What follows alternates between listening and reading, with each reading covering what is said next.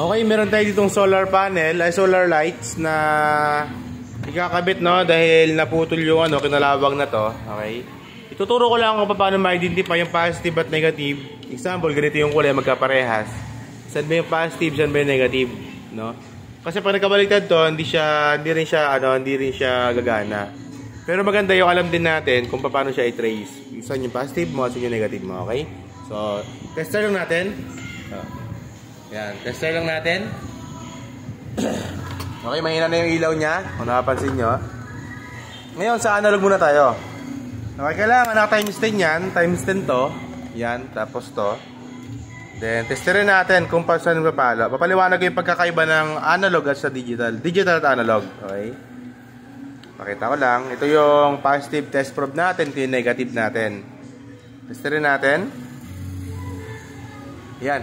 Bali, pumalo siya. Pag binaliktad natin, hindi siya pumalo. Ibig sabihin, dito yung kanyang configuration na tama, no? Pag ganito, kung napapansin nyo, ito yung positive. Ito naman yung negative.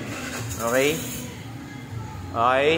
So, ibig sabihin yan, ito yung tinatamaan ng negative ng test probe ng ating analog. Ito yung positive niya.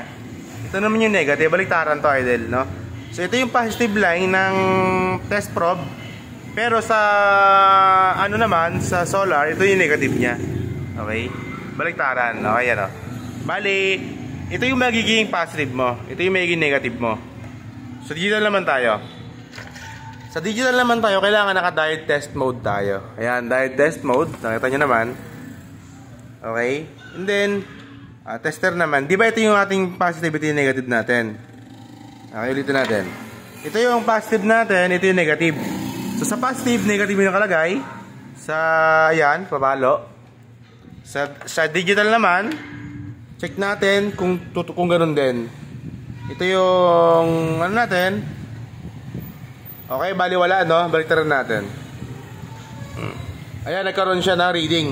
2.8 volts. Bali, sa digital, ito naman yung positive niya, ito yung negative.